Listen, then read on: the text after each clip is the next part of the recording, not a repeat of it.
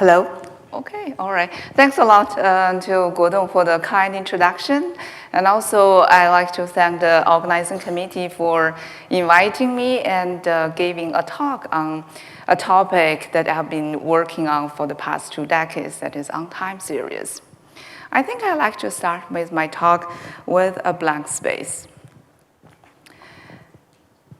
The universe that we live in starts with an orderless, chaotic singularity.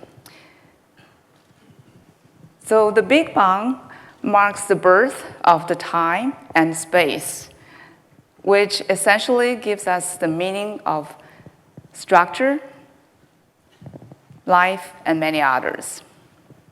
So in human history, we have been working really hard trying to figure out the world and take a lot of notes and making discoveries. For example, in ancient China, we make records for paleoclimate records, and then we'll be able to figure out the climate and weather patterns and monsoon seasons. Similarly, Darwin records the finches on different islands. Among these 13 different finches and the snapshots of them, the development of the adaptation theory was developed. With the development of sensoring and satellite technology, there has been an enormous amount of time series and spatial temporal data available. For example, in science area, such as climate science, we get many time series observations of climate factors observations so that we can make forecasting of the weather and then trying to understand what is the causes for climate change.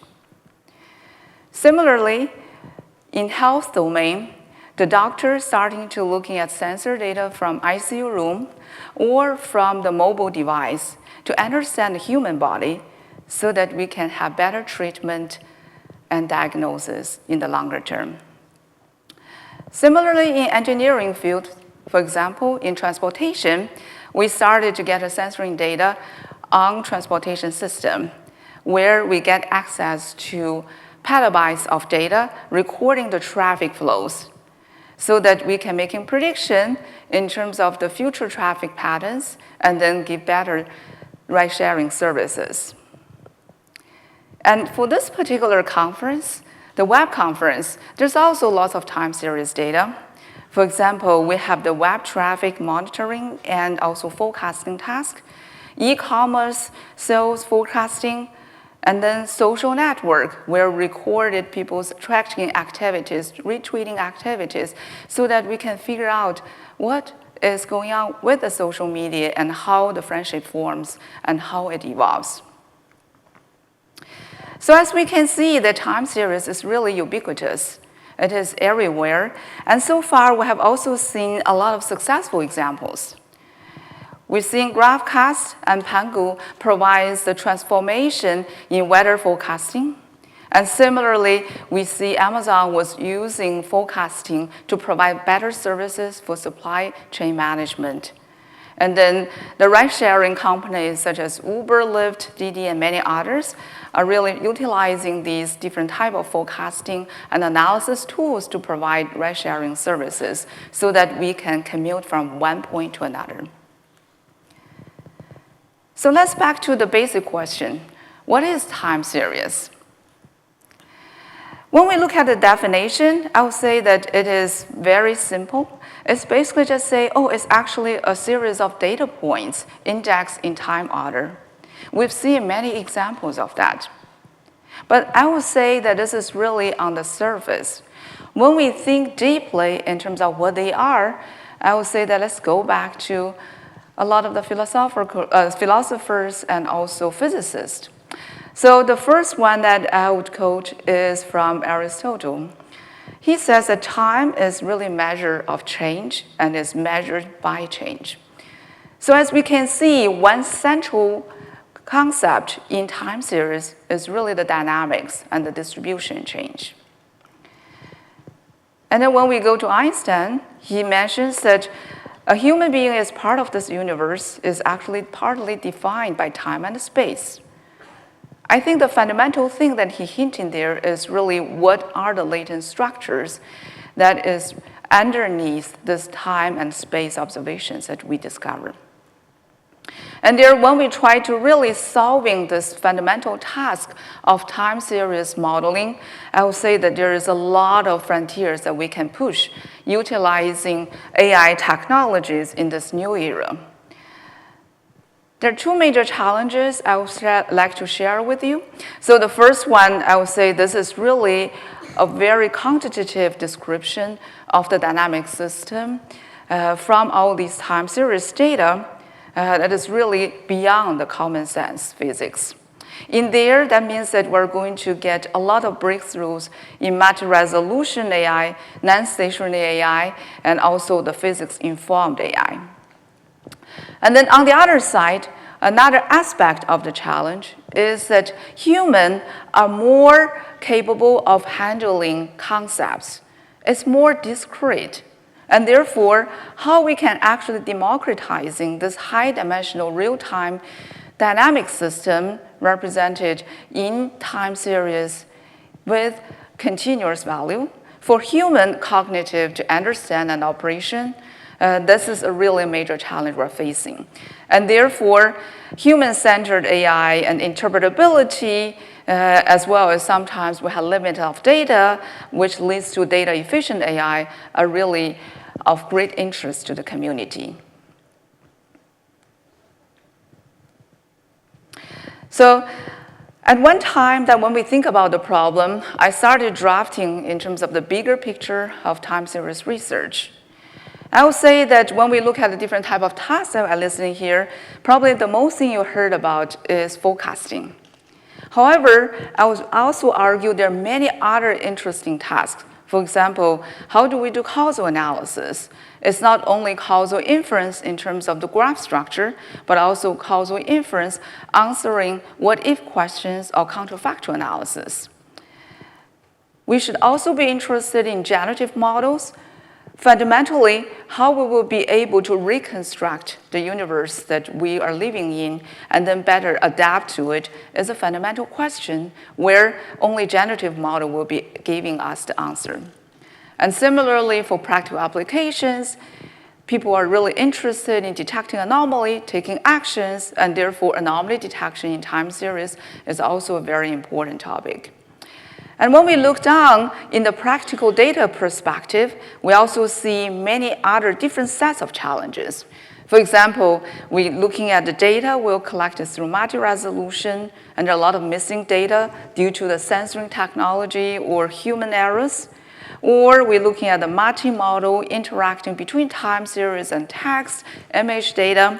And the data will be distributed, and also a lot of the time for many of the privacy-related data, such as trajectory and etc., we also want them to be privacy-preserving. And therefore, in the middle layer, there are so many different types of research topics have emerged and birthed. And therefore, that in the past 20 years, my research group has been working busily on this particular domain and then trying to make different impacts on different topics. And then all of us know that basically we enter this new particular era, which is the large language model. But before talking about that, I would like to bring us a little bit back in terms of time series research, and particularly for forecasting tasks in pre-LM era. So when we're looking at the specific area, that we have been busy with quite a lot of relatively smaller scale, well-curated time series data set. And if you work in this particular area, you will know that, hey, there's a little bit smaller scale data sets, such as electricity demand forecasting, weather forecasting, solar energy forecasting, and traffic, and etc. And then when we're looking at a little bit bigger area, then there's a larger scale data sets, either New York taxi or climate. I want to list out these data sets because later I'm going to motivate why that there should be new breakthrough in data collection. But now let's constrain a lot of the discussions in this data sets and in what is called benchmark in this community. So before 2022, we basically have been looking at many different type of models, mostly following the development of either statistics ranging from the hotter winter or ARIMA model, and then goes into different type of machine learning model, starting with support vector machine boosting to the neural network era, where we're starting to looking into the LSTM and many other related models. And then later, when transformer was introduced, it is no surprise that the community also start looking into transformer-based architectures. That's where we're looking at examples such as Informer, PatchTST, and many others. And then later, people started asking the question, oh, actually, that maybe transformer may not be the right architecture, and where people trying out different type of models and giving observations, maybe simpler models such as linear model can actually perform really well for really complex time series tasks. And then, that in 2023, ChatGPT was introduced, and that brings a major nuclear reaction into the time series world as well. And then we want to look into the new era, that is, okay, what about foundation models? So with the development and success of foundation models in natural language processing, computer vision, and many other domains, people in the community have asked the question, can we actually build a time series foundation model? So one of the early work in this particular topic was published in Europe's 2023, where the paper basically examined different type of topics when we try to design the foundation models for time series. So the first question we need to answer is the representation of all the sequential data. For example, people looking at PatchTST, 2D comp, position embedding, and etc. And then different type of backbones, and as a motivated, people have been looking at transformers, and then maybe even large language model or linear models. And then the major challenges really is trying to answer the question how we can handle the distribution change and the dynamics, how we can actually capture the intrinsic structures inside the time series. So after thinking about it for a while, one of the work that my students and I, collaborating with researchers at Google, introduced this model, which is called TEMPO, a short name for prompt-based generative pre-training transformers. So in that particular paper, what we focus is relatively limited, is focusing only on forecasting, and also in the zero setting. That means that we're training, pre-training our model using data sets that is from across different domains. And then we're going to test this model in a new domain with no training example in that particular target domain. We have to confront it with a series of challenges, for example, that how we can capture the intrinsic properties of time series. And typically, people know more well about trend, seasonality, residues, and etc. And then how we will be able to actually generalizing this new data to the new data sets, characterizing the horizons and many different requirements for the forecasting. And last but not least, it also an interest that how we can bring additional contextual information. For example, this can be represented in text, and then incorporating both type of information together to help us in terms of the forecasting. So in this TEMPO model, the architecture was very typical for any type of transformation model that you have seen so far. But one thing that I would say that a little bit different is where we basically bring this so-called decomposition component. So in here that we decompose the time series into trend, seasonality, and residue components because we think that this will be unique to a specific domain. And we want to filter that out before we feed the information into the pre-training foundation model. And the second component is also very important, which we have the prompt design.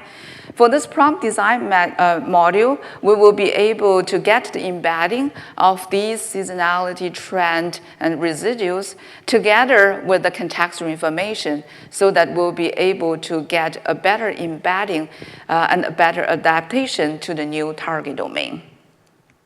And then on the right-hand side, it is rather typical with the transformer architecture, and we're also using the LoRa architecture so that we can quickly adapt to the new domain.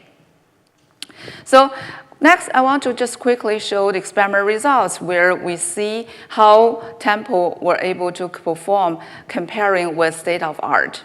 So in this particular area, when we're publishing papers, you will see lots of baselines because there are so many models published. As we speak, probably every month that another 10 models will be introduced. And that's why you see many baseline in there. But the one that is represented by the blue bar that is on the leftmost, that is our Tempo model, was able to perform consistently better than the state-of-art methods on the zero-shot settings.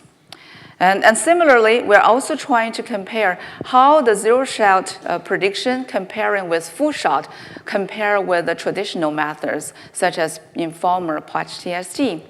The encouraging results in some cases, for example, on this energy data set, our zero-shot Tempo model can outperform the full-shot state-of-art models. And we also try to incorporate contextual information as a motivated. For example, in this finance application, we're trying to making predictions on the quarterly EBITDA value, that is the earning before interest, taxes, depreciation, and etc. And then we also want to incorporate textual information about the news of the company. As we can see, by incorporating the text information, we're able to get better results comparing with using time series alone. And then our Tempo model, that's still represented by the blue bar on the left, were able to outperform the other existing methods at that time. Obviously, time passed by really quickly. For the past year after the paper was published, within a short time, there are many different types of foundation models for time series have been published. In industry, Chronos from Amazon, Mirai from Salesforce, and many other models from academia have been published. And then we also have this leaderboard that was set up to evaluate and benchmarking the results of general time series forecasting model, which we want to serve a similar purpose as ImageNet. Obviously, that was still far away from that, but this gives us a really good start. So my students was working really hard during the past 2 weeks trying to get us on top of the leaderboard. So I'm happy to share that as of just now that we're able to get the best results on the leaderboard for this probabilistic forecasting. I think that the leaderboard is still updating the results and validating, but hopefully you will see this results in a day or two. So we also share the code on GitHub and the Hugging Face, which have attracted almost tens of thousands of downloads by now. This is really giving us a very good starting point. So next, I also want to switch gear a little bit to say that this is really the starting point. This gives us some promises in terms of what we can do using pre-training model. So next, I want to talk a little bit about how we can build foundation models for time series in the wild. So what do I mean by in the wild? Here, I want to share a practical data set that we found in the MIMIC data set, that is the ICU room, patient records from the MIMIC healthcare data sets. In there, you can see that we collected the patient's vital signs, such as heart rate, pH values, and many others as a time series. And we are going to see that there are a lot of missing data. There's a lot of noise in the collection, irregularities, and also that there's also a lot of the domain knowledge we want to put into the foundation model. So all these current standard techniques, as I just mentioned, like Chronos, Mirai, or time series foundation models, cannot actually handle these type of very messy data, because we have been actually trained to utilizing the so-called benchmark data, which is well curated. And that is why that my students I have started to thinking about what we can do in this particular area. So when we design the solution, this is really at the similar time when the video generation was popping up, this new model called transformer diffusion model, that is a DIT model. And then there was one night I was thinking about the solution, I realizing that, oh, maybe that we can do something similar for time series. So we work with I work with the students, and then we have this time DIT model, which basically trying to develop this generative model. We think that the previous transformer architectures is wonderful, but they have limited capability of solving many other tasks for time series. For example, when we try to do generation, or when we try to do imputation, anomaly detection, generative model give us a better hope to solve the problem. And then we also want to go beyond the benchmarking time series that we use, that we try to solve the multi-resolution and missing value issues, as well as incorporating the physics knowledge. So in order to address this messy data issue, what we did is having this diffusion transformer architecture, which is very similar to the video generation. But at the same time, we have to handle the unique challenges where we introduce the masking strategies. For example, that we have introduced a mix of masking, which is task agnostic supervised pre-training, so that we can learn and reconstruct the marked values. We can reconstruct the missing value. And then we also will employ specific task-specific masks, so that we can fine-tuning toward the specific task. For example, if we want to do multi-resolution or other tasks, then we'll be able to do forecasting and etc. So next, we want to show the results using the generative approaches. In different benchmarks where we compare, we show that the zero-shot time DIT model using this generative approaches were able to achieve better performance in terms of probabilistic forecasting. For probabilistic forecasting, the metric was evaluated more utilizing a different metric, which is measuring both the prediction accuracy as well as the confidence. And in this particular metric, time DIT model were able to do better.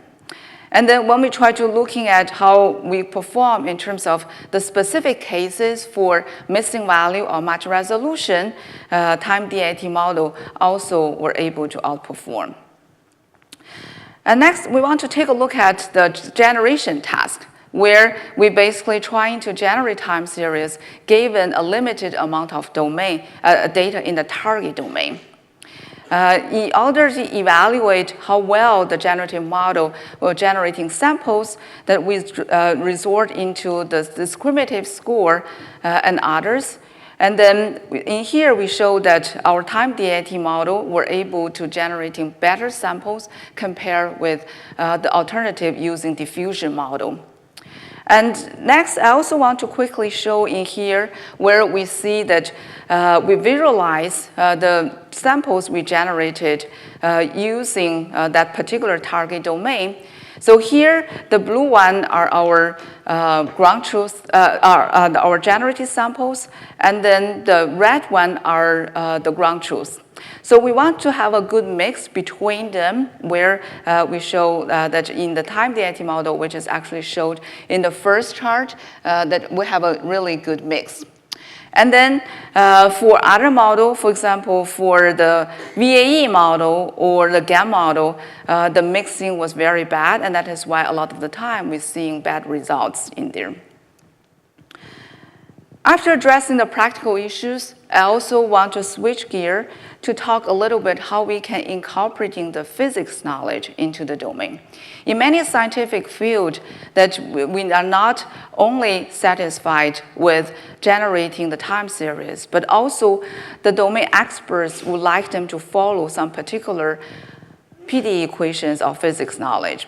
For example, in here, I show this computational fluid dynamics, where this will be actually be a function, PDE equations that will be varied and controlled by different type of parameters. And when we move up the parameters eta, then we're going to have more diffusion, and we're going to see smoother solutions. And when we go the eta value goes down, then we're going to see less diffusions and sharper gradients. And similarly, you can see how different parameters actually vary. And then since our world really is a physical world, and therefore the time series data we generated have to follow these particular PDE equations. So in order to do so, we introduced the physics-informed time DIT model, where we basically are able to actually improving the quality of the generated samples by actually guided the sampling from the PDE equations in the particular domain we would like to incorporate. In here, that this will be more of foundation model architecture invariant. That means here we will be able to actually replacing any pre-training foundation models that is a generative model, which gives us a particular distribution function, and then we're able to incorporating these physics PDE priors into the sampling, and then we'll be able to get a much better samples following the physics domain knowledge. And then we conduct experiments in 6 different examples in the physics world, convection, and also we have naive strokes, CDF, and many others. And here, our model, that is the DIT physics model, represented by the blue bar right now, shows that our performance is better than the others. So once we finish this more complex task in terms of we will be able to handle the data in the wild, incorporating the physics knowledge, and work relatively well in the nicely formatted tasks such as anomaly detection, data generation, causal analysis a little bit. Now that we're trying to moving into the year of 2025, anyone goes to an AI conference would remember the buzzwords for the AI in 2025 is really the agentic AI. So we also want to look into further in this particular domain to see how we can actually handling the real world tasks in time series. In there, we're going to asking more complex questions for time series. For example, some of the basic ones could be time series understanding. In stock prediction, for example, we can ask the question in terms of I have the past 14 hours of the stock values, and then I want to predict volatility, and then please make the most accurate prediction as much as possible. This requires that our model will be able to understand the questions, figure out the semantics, and giving out answers accurately. Then we can also ask questions in terms of causal relationship. We were given a set of different type of time series. We want to ask the question, which one is causing the others? Then we can go further. We can even ask more sophisticated questions. And this is more constraint injected task. In addition to giving all the historical values, now we're going to give constraints in these questions we're asking. So for example, here we will be in this investment strategy generation, where we not only giving the stock values and making predictions, but also we say, oh, I want to actually make at least 1.31% of profit, and then within the next 33 days, please give me that particular best strategies in terms of the investment.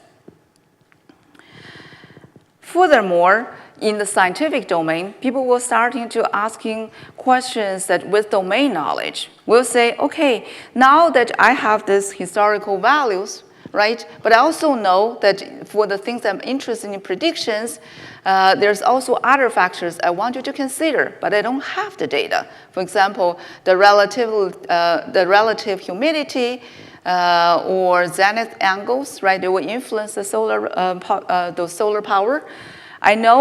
I'm aware of this domain knowledge, but I don't have the data.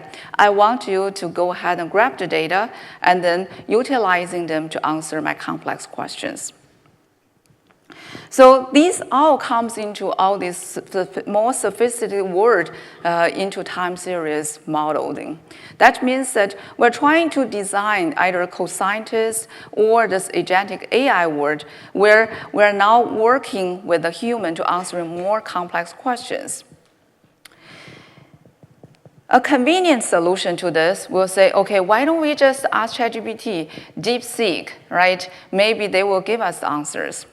So obviously, this is the first thing we'd like to try. We say, okay, let's go ahead and asking ChatGPT whether they will be able to actually understand time series and giving us answers. So a toy example, we give the prompt of the historical time series and then asking them to make predictions for the next 11 days. So in here that we get the results from the ChatGPT 01, 4.0 or 04 mini, all DeepSeeked. And then when we're looking at them, we notice that, hey, for the data I gave to the machine, there is a clear seasonality, but ChatGPT couldn't understand it. And DeepSeek can understand it to a certain extent, but they actually choose to repeat many of the values. So this shows that for the existing LLM architecture, they still have major challenges to actually answer these type of questions really specific to time series. And we also want to ask the reason why, because that will lead to more important questions is whether that there is a need for a separate research for time series. We think that when we're looking at the time series, there's a few things that current transformer architecture may not necessarily be able to handle really well. The first one is about the continuity and discretization. Through this transformer architecture, there is information loss. It was okay for tokenized text data because there is a lot of information robustness in there. When we misspell a particular word, it is okay that machine can still get it. But in here, when we try to give a precise continuous values, then a lot of the precision was lost. And the second reason could be that this is because of the embedding mismatch. The LLM model is very good at finding a good embedding for all the tokens that they have large amount of data, but not necessarily for the time series that we have, which with latent structures in terms of seasonality, in terms of trend, and many others. And then obviously this temporal structure that is more hidden fundamental in the physical world that we are in is still not well captured in there. And therefore, in order to solve this particular challenge, we also developed this hybrid solution. So we developed this particular agent will be able to understanding and also doing compositional reasoning so that we can actually decompose the complex tasks into smaller ones where each of them can actually be called through a function using the existing tools that we develop. So the key task in there is that we really need to have a task understanding, the tool selection and composition, and also execution, and importantly, these exception handling. LLM is still not very good at these particular areas, especially on exception handling, and that is really the key for many of these questions to be answered correctly. So in here, for the TS reasoner, the research approach we developed, we actually have to resort to this task decomposer where they have different type of models. For example, we have time series model operator, which is a lot of the foundation models comes into play. And then we also have numerical operators, external data retriever, which means that when the domain experts want us to retrieve more data that is not available in the prompt, we need to get them, and also the LM-generated custom operator so that we can have the path descriptor to generate the command. And then after we have that, we also output the program automatically utilizing this hybrid programming approaches. After the program was developed, we're going to have the executor. In between, we're going to have the feedback so that we can catch exceptions to have the final results. So next, I'm going to go quickly in terms of the experiments results for all these different type of tasks. For simple basic time series understanding task, where we ask simple questions but want more accurate answers, we can see that for causal analysis, anomaly detection, noise understanding, and many others, the TS reasoner were able to perform much better, around 87% improvement over the state of art using ChatGPT or utilizing DeepSeek. And then specifically for causal analysis, which is still a weak point for the existing large language models, our model, the TS reasoner, were able to get much better results. And then for this constraint injected tasks, it is a similar story, where also domain knowledge, where this requires a lot of deeper understanding of the task, as well as a lot of exceptions. And in here, we show basically that the success rate, that is the x-axis, and also the accuracy of the answer.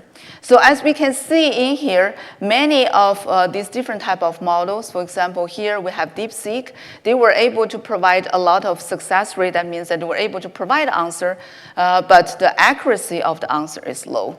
Well, for React, that their success rate is relatively low, but accuracy is high. And then the TS reasoner approaches were able to lie on the right bottom side, which is basically they have relatively higher success rate and also the higher accuracy in terms of the answers. So with that, I will say that I just share quickly in terms of our adventure in the past 1.5 years in this world of time series foundation models. There are a lot of papers published in this area in the meanwhile. And we also see there are many challenges and opportunities that in front of us. So the first challenge that we're going to see is that we think that there's still a big need for large amount of time series data. So the current size that we have is very limited, as well as the diversity. And now that we're seeing is really like a blind man touching the elephants. We don't know which part we're actually touching because we're only limited our observations and conclusions based on the input data and the model, the data that we trained. And therefore, that looking for larger scale data sets is really the most urgent task in this particular community. And then through this front that my group has done a little bit efforts in there. For example, that we release this largest scale origin destination traffic flow data, which we just presented in iClear in Singapore a few days ago. In there that you'll get access to much more larger scale data sets. And then hopefully we'll build a better model for traffic modeling. And similarly, in the power systems domain, I collaborated with domain experts in power systems and release the largest scale power system data so that we can make accurate predictions for the future, also in consideration of many climate-related factors, such as weather and many others. The next challenge, I would say that we constantly asking the question, how we will be able to achieve a balanced model so that it can capture the order that we try to seek in time series, but also the chaos fundamentally in the physical world that we are in. People have tried to asking this question already, and most recently you have seen all those papers asking the question, Is transformer the right model for time series? Is large language model the right model for time series? And is linear model actually the ultimate solution?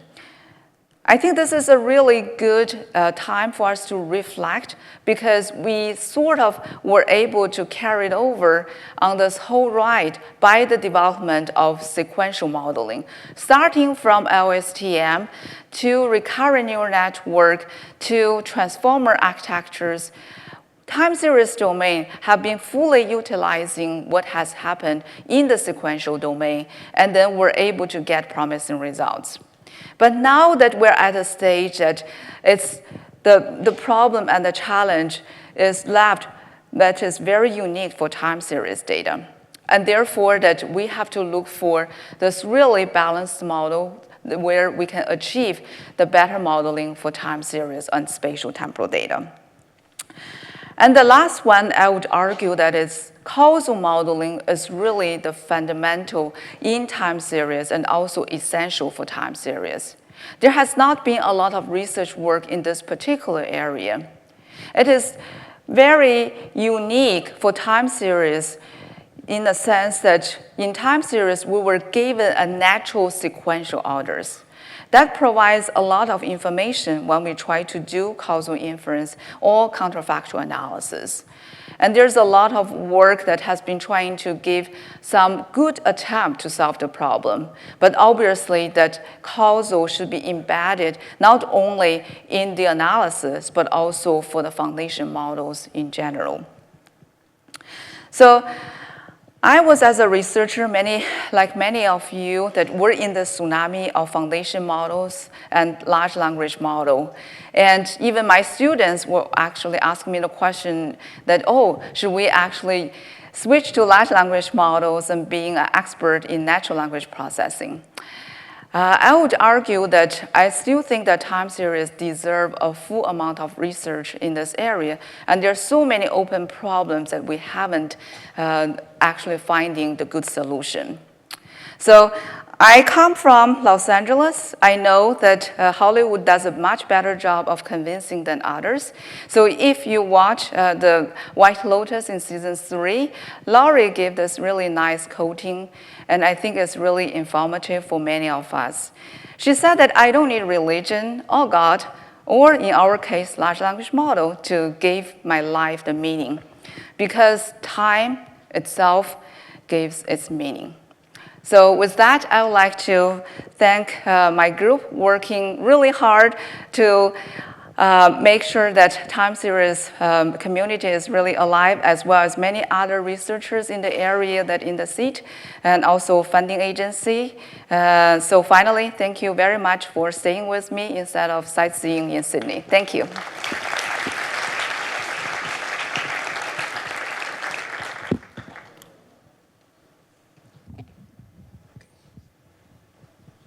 So anyone have any questions?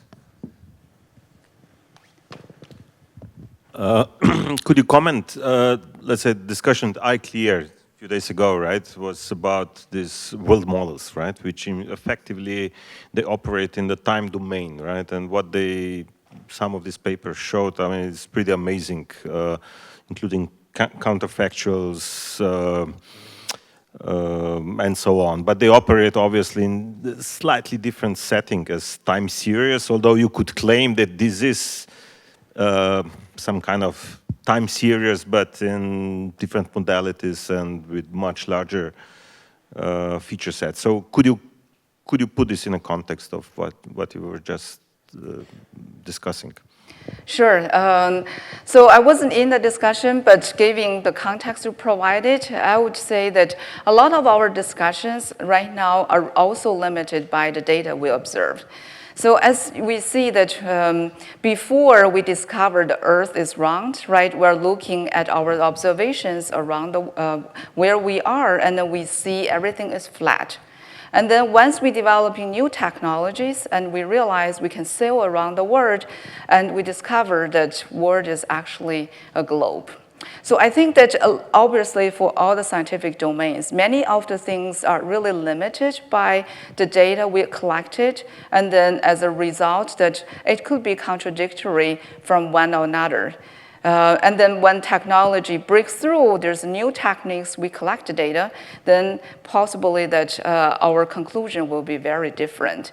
So I would say that even for time series research itself, that we quickly realize that many of the papers arguing with each other in terms of different perspective, at least in this particular domain, that this is really the reason in terms of what data that we're looking at and what type of tasks that we're making predictions on, and how sometimes we tune the parameters, right? So I would say, yes, it's a really a great debate in terms of the modeling perspective. But I would say that, that there's really a time that we're also waiting for the breakthrough for technologies in terms of collecting more data and seeing more things about our world. And hopefully that discussion or debate will have a better conclusion. Yeah.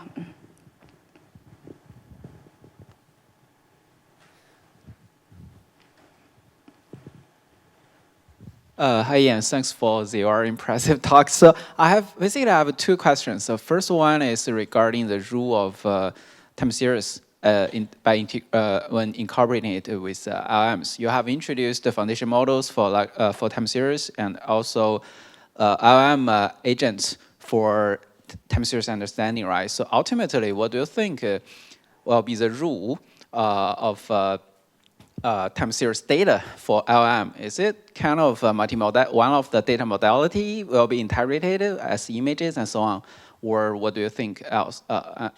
Okay, and the second question is, so one step forward. So in the LLM era, so do you think there will have some new tasks and applications by leveraging large language models for time series analysis? Yeah, Thanks. thank you. Yeah, thank you for the question. So for the first question, I would answer this in a way to thinking about the fundamental differences between time series of spatial temporal data with the text and images.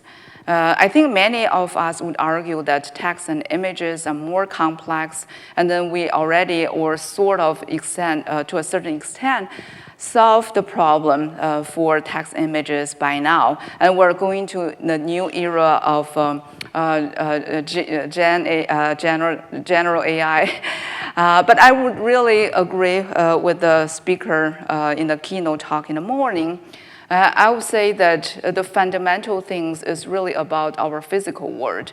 And time series is really meant to describing our physical world. For languages and images that you may disagree with me, but I personally think that this is really our human understanding and abstraction of the world, and therefore that it is actually for human understanding. So in order for time series to work really well, there are more things we need to solve, and that is why I said that, that we are on this ride for a very long time, and now that it's really we have to break through and making new changes and new breakthroughs in the area. And then in terms of the text and images, this is very important because fundamentally we have to make people understand the modeling and the results, and therefore that we still have to convey back in terms of the text or images. So I would say these are all connected. It's just one is really about the physical world, and the other is about human understanding or cognitive understanding. The two things should talk, but on the other side is that there's more tasks and challenges. And then to answer back the specific question you have, I would say that yes, that we will need and resort to a lot of the large language model that's currently developed to compensate, for example, domain knowledge, physics principles. But on the other side, there's also other challenge we need to solve. And I would think of this as more a word of the two that's working together to fundamentally achieve the goal. Yeah. And then to your second question, I think that fundamentally that the multi-model is really important, is really the key, and that's why a lot of us are working on it. But I would like to use the example of robotics feel that we also that the next breakthrough in AI will be robotics, which I totally agree. But on the other side, in order to achieve this breakthrough, the major challenge we are having is really reconstruct the 3D world. And that is why a lot of really top researchers in AI have startups or leading research groups in doing so. Only by then we will be able to actually interact with the real world more precisely. So in my slides, I meant to include one slide where we see how robots actually can make stupid mistakes and throwing things everywhere. But as you can see that we have seen cases like that. It's really because we do not have a really well understanding of the 3D or 4D if you add time as this word. And that's why that we have to work together. And we solve the problem for text, images, videos in this virtual world, but now that we need to solve the problem in the practical world. And that's also not only leading to breakthroughs in robotics, but also in many scientific domains. Yeah.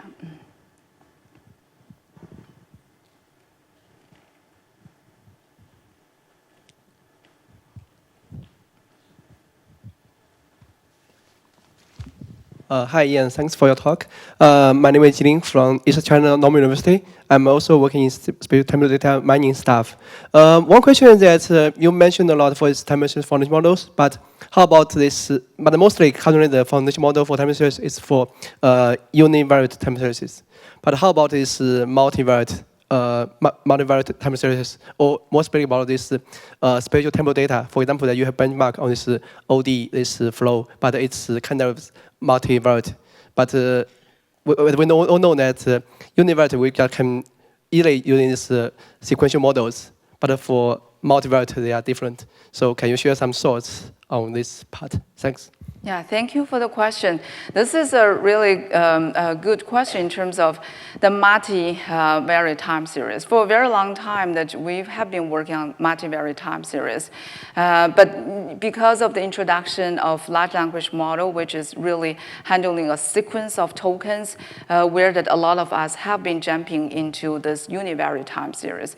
I would say that it's definitely true that we have to address this problem, and particular for our time DIT model is actually modeling these joint multivariate time series. So there's definitely some efforts in that area already. But I think the longer debate that we have with a lot of people in the community is that whether that there is a need for multivariate time series foundation model if we can do really well for univariate. I would argue for a very long time that it still needs, but I would say that it really depends on the specific applications and scenarios that we talk about.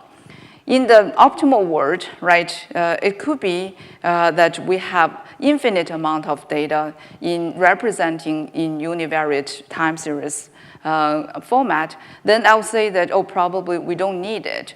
But on the other side is that in most of the practical applications or most of the things we handle, we have this limited number of observations. And in there, once the amount of observations is limited, we really have to capture the temporal dependencies between these multivariate time series, and therefore that is really important to model them.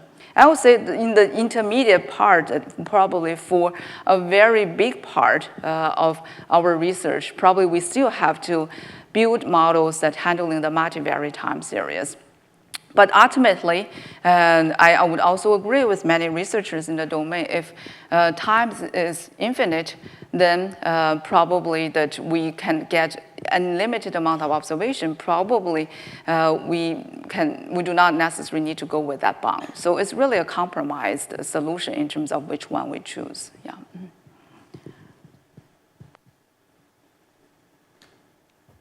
Okay, maybe I can have one question.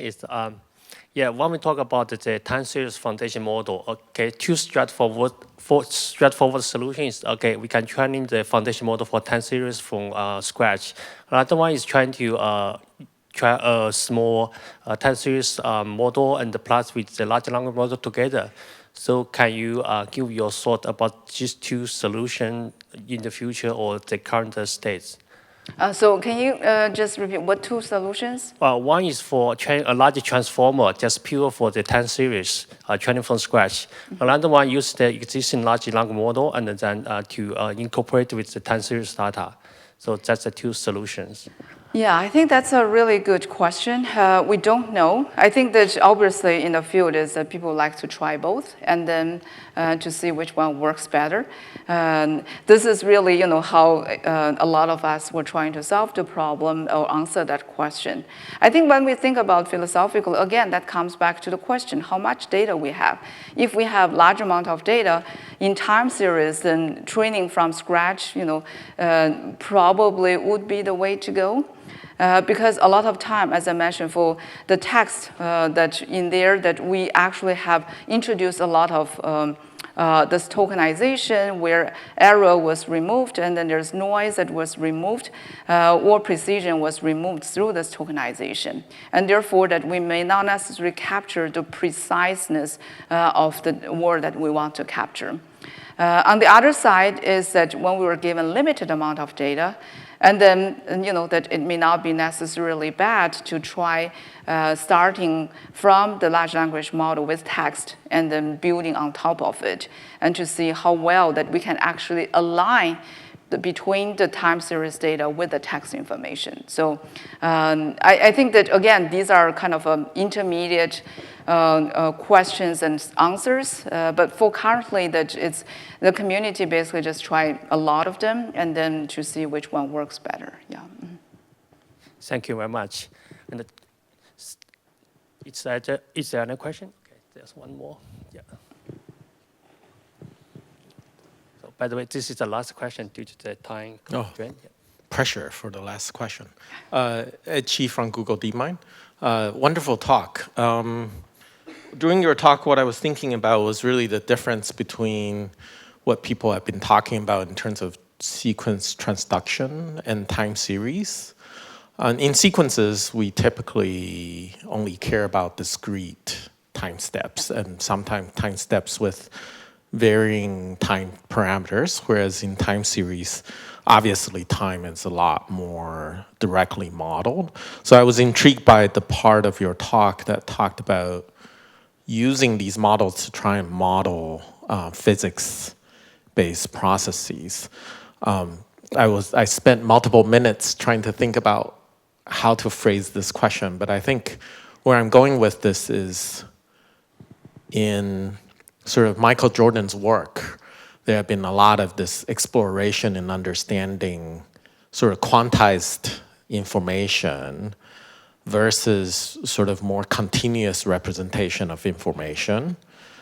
I was wondering, given that your keynote talk is focused around time series, maybe I'll just leave it a little bit, since it's the last question, a little bit more of a softball question, to sort of say, what's your view on either the divergence or the convergence of thinking around time series modeling and sequence transduction in general?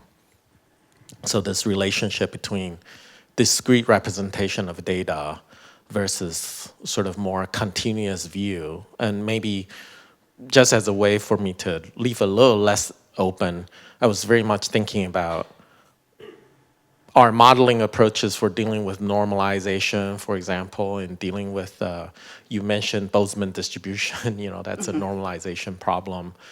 So how do we deal with sort of this kind of signal processing problems given the differences between discrete versus continuous representation? Thanks. Yeah, thank you. Thank you so much. I think this definitely also gave me a lot of thoughts in terms of what will be a good modeling approaches. I think that a lot of the time, that when we try to pursue these topics as a scientist, we want the best solution, and therefore that we would like to pursue these models that give us the precision that we want, and that's why that a lot of the models are trying to measuring in terms of forecasting accuracy. A lot of them were measured by, that anomaly scores and etc.